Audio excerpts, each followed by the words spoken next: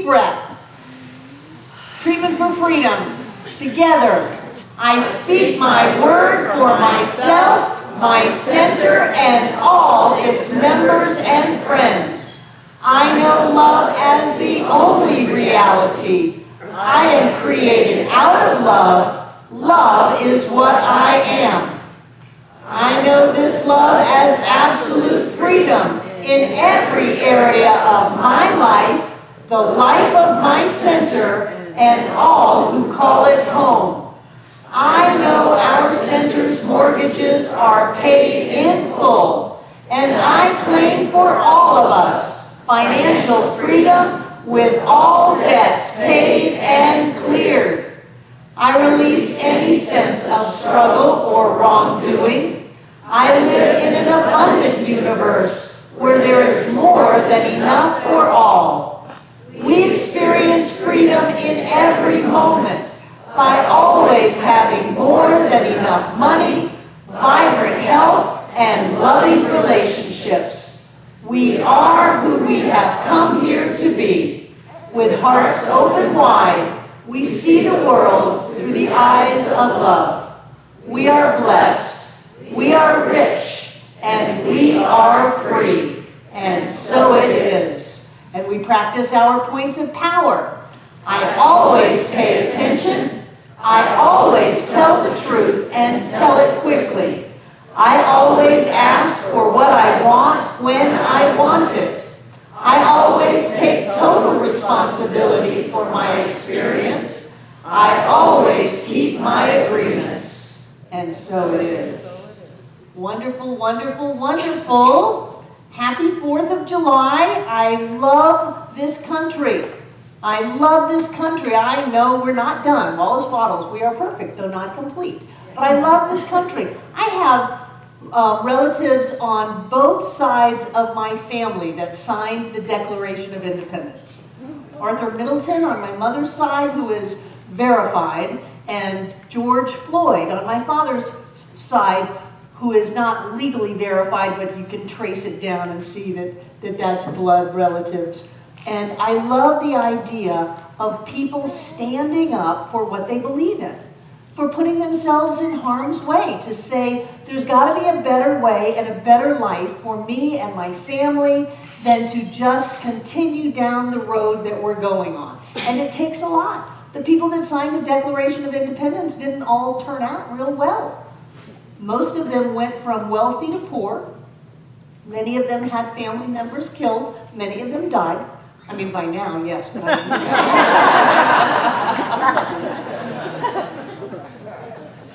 mean, but it wasn't just a frivolous thing to do. They knew what they were getting into. They knew that they were taking a stand at that time against the most powerful country in the world, which was Great Britain, and that they were willing to give everything they had for an idea that says, there's a better way. And I love the languaging of the day. In the course of human events, there comes a time when we must stand up, I'm paraphrasing, when we must stand up for what we believe in. And what we believe is that we have certain inalienable rights, that everyone is equal, and that we are endowed by our Creator with the ability for life, liberty, and the pursuit of happiness. That we get to live our lives the way we want to live them. And in order to bring that about, we're willing to put it all on the line. We're willing to let go of everything that we've worked for, that we've invested in, that we thought we were passing down to our children. We're willing to let that go to stand for an idea. And this nation is very idea-oriented. We have lofty concepts in our structure.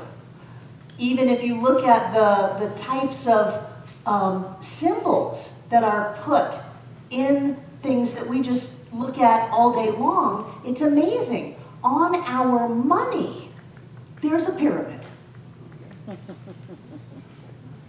I don't know how many people went to Egypt that were designing the money of this country. It wasn't an airplane trip, it wasn't a tour. But there was a pyramid, and not only was there a pyramid, but the top of it, I think that's called the capstone, is not connected, because we're not done. But what's in the middle of that? An eye, an all-seeing eye. There are ideas that are embedded in the structure of this country that come out, that there's a higher ideal going on than just what appears to be. We hold the eagle as our national bird, the bald eagle, of which there are many in Central Florida. The bald eagles are back, baby.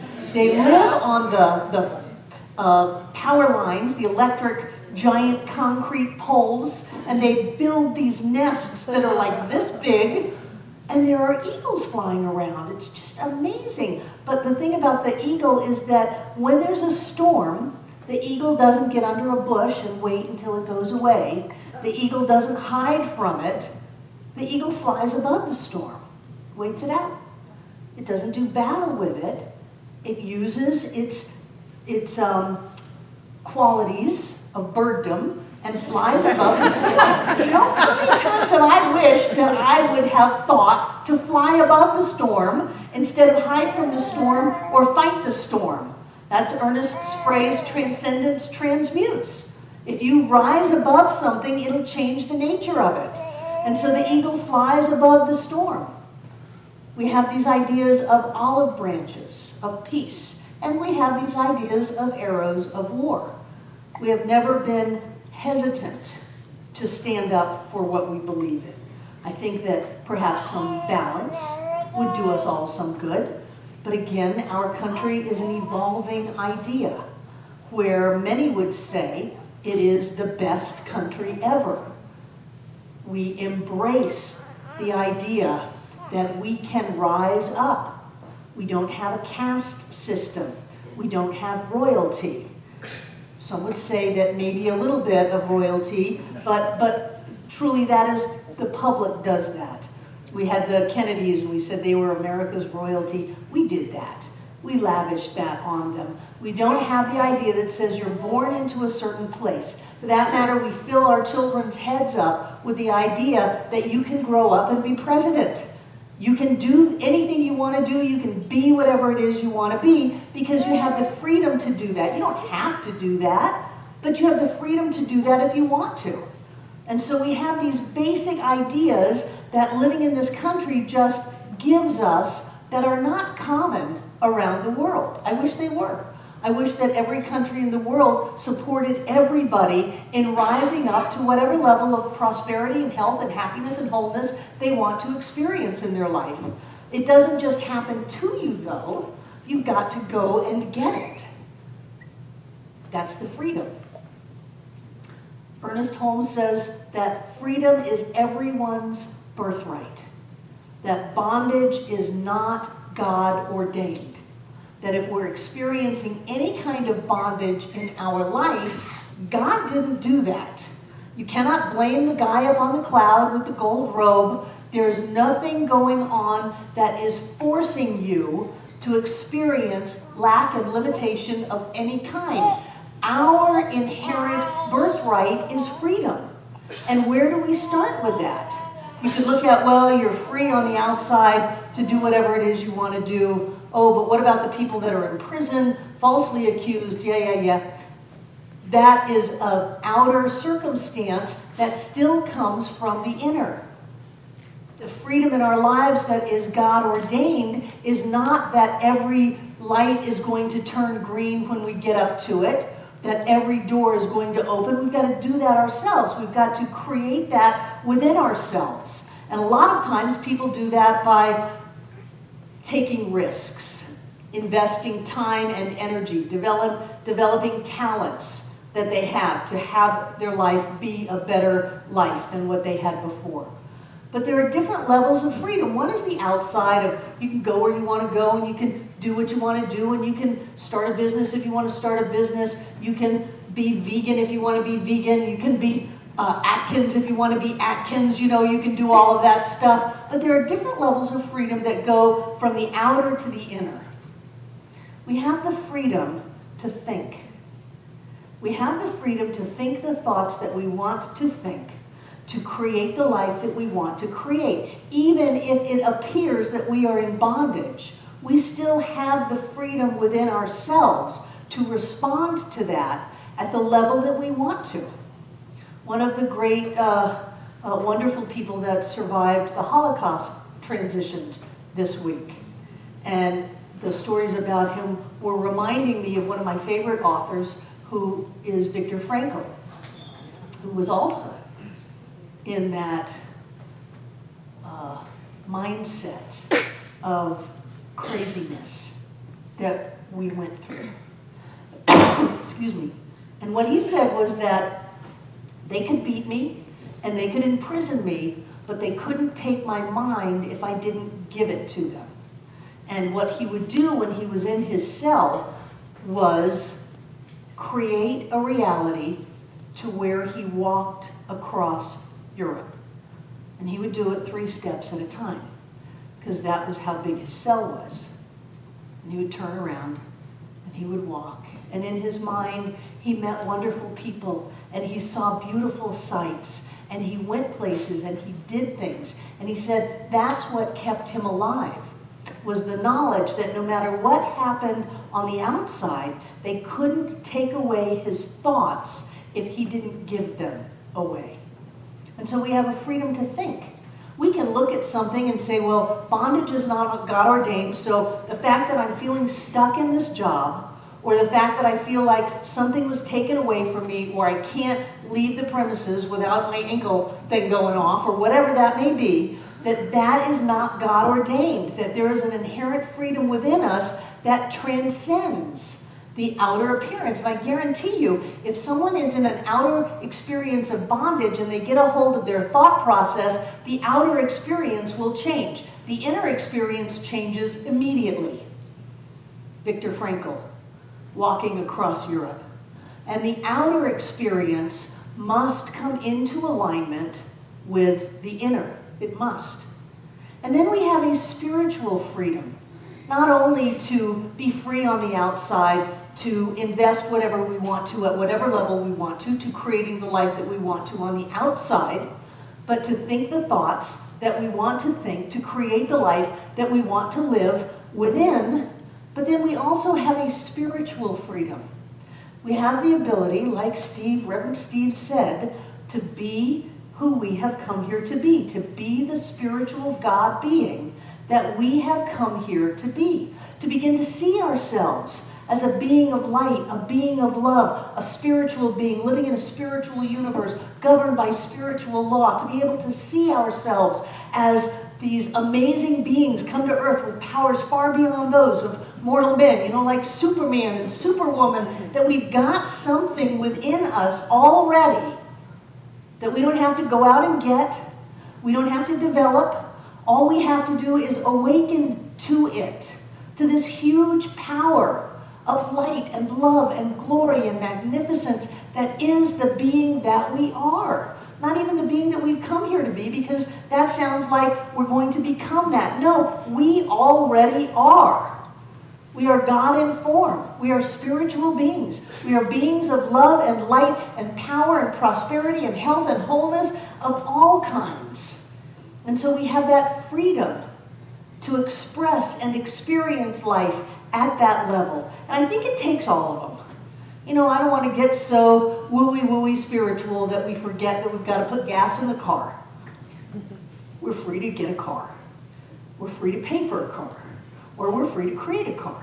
Whatever we want to do, but we still have to put gas in it or charge it up if you have a Leaf or a Tesla. Thank you, Tesla.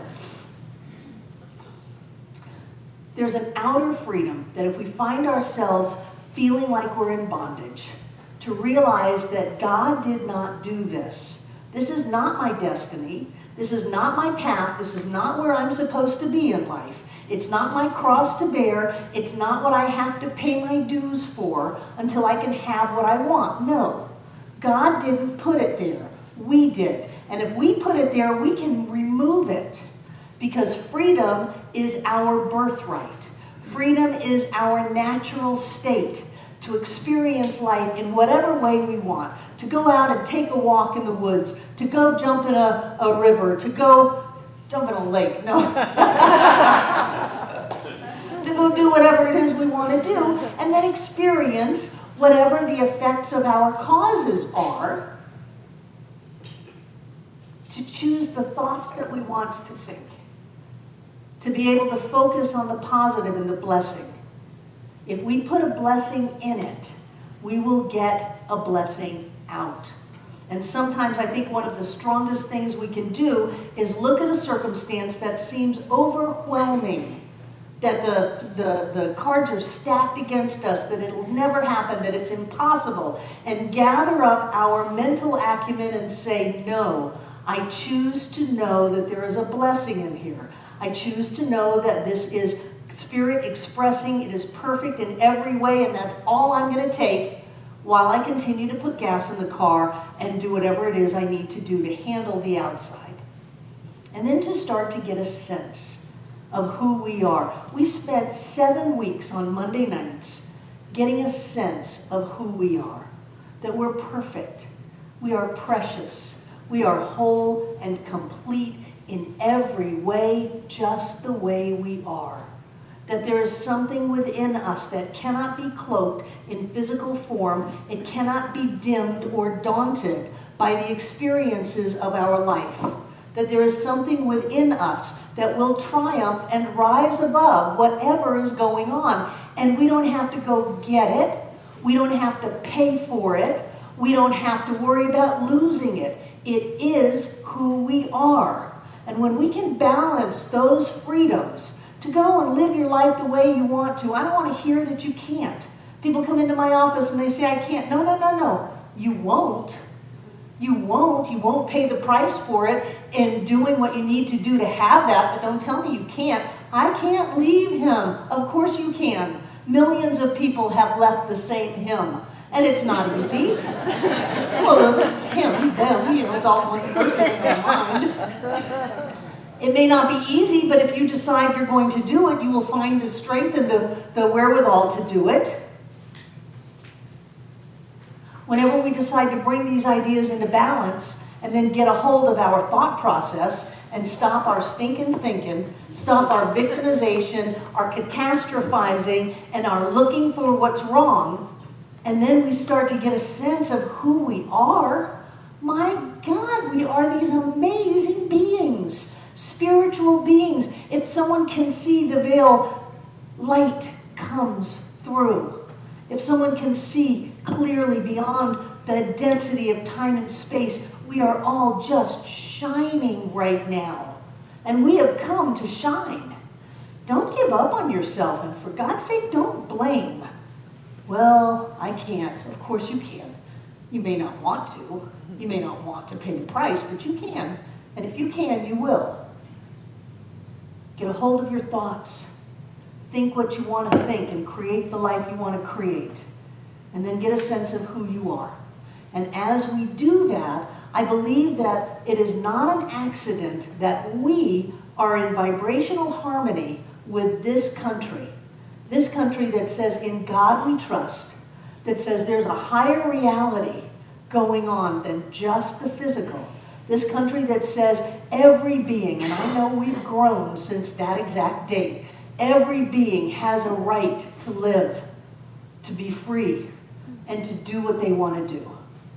This country that says you can live the life of your dreams. All you have to do is bring your outer, your mental, and your spiritual into alignment and focus on that life and that being that you want to be, and freedom is yours. And so it is.